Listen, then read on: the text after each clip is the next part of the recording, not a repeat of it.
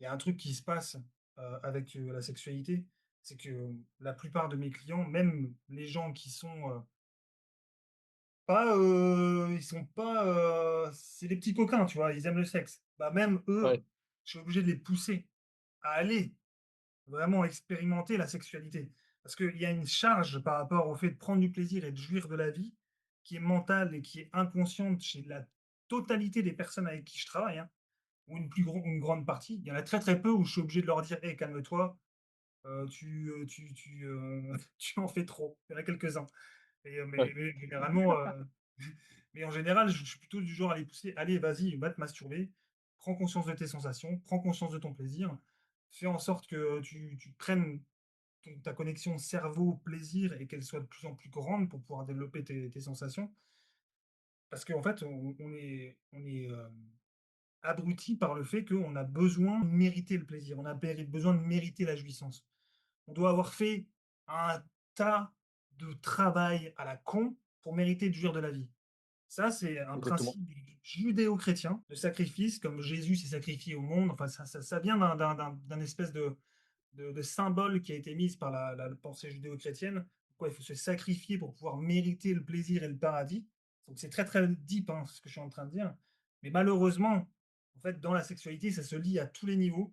Les gens, on se dit, ouais, attends, j'ai travaillé toute la journée, ou alors j'ai pas encore fini ce dossier, j'ai pas encore fini après mon championnat, il faut que je sois plus concentré. Maintenant, j'ai pas besoin de la sexualité, ça n'a rien à voir là-dedans, il faut que je finisse d'abord ça pour mériter la jouissance. Et moi, je suis là, mais je leur dis, mais les gars, si vous voulez vraiment devenir des pros de l'expertise de la performance, c'est s'autoriser justement cette jouissance-là à des niveaux réguliers pour pouvoir justement lâcher prise plutôt que de prendre les drogues, comme tu le disais.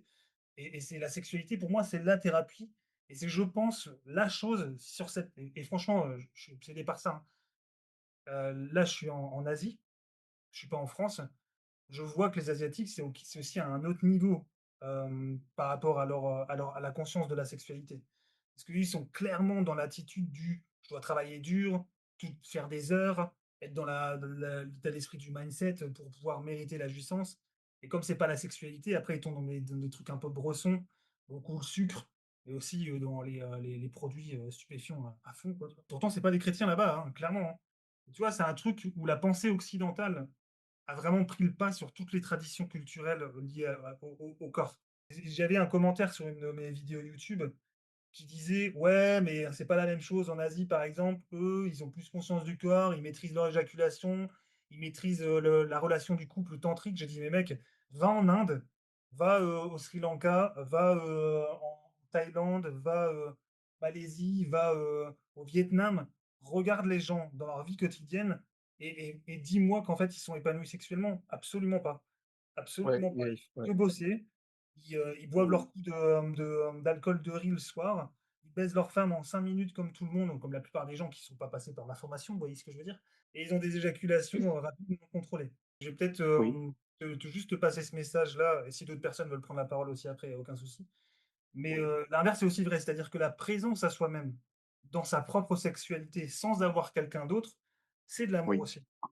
Et que des fois, oui, on est dans cette optique où on a besoin de l'autre pour avoir la présence de l'amour dans sa propre vie, mais oui, développer la sexualité intense, puissante et régulière dans sa propre vie en solo, ça débloque après aussi une espèce de mouvement d'attraction, en fait.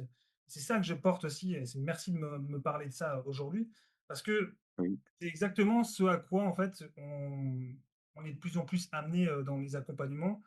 C'est-à-dire de se rendre compte qu'il oui, y a un moment où si tu t'autorises toi-même à vivre ces extases et ces jouissances par toi-même, seul, pour toi, véritablement dans une jouissance puissante, en fait, à ce oui, moment précis, tu juste amour de, bah, j'allais dire de toi, ça paraît un peu narcissique, mais tu juste dans l'amour de ta vie, de ton oui, existence. C'est dans ce oui, c'est mouvement ça. que tu n'as Mmh. plus de désir fondamental à ce que l'autre vienne te remplir.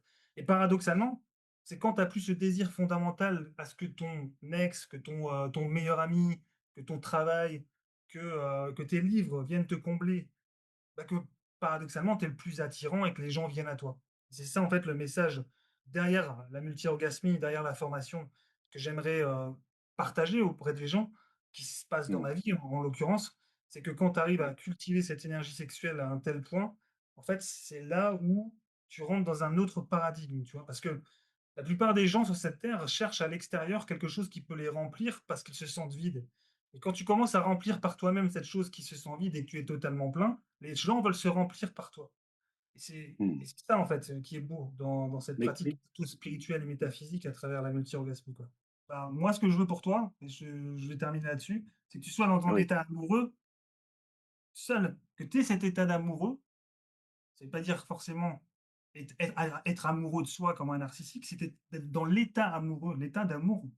Et bah, c'est ce que fait ma formation. C'est ce que fait le sourire intérieur, c'est ce que fait les pratiques, internes, c'est ce que fait les orgasmes non éjaculatoires, c'est ce que fait la cultivation de l'énergie sexuelle seule.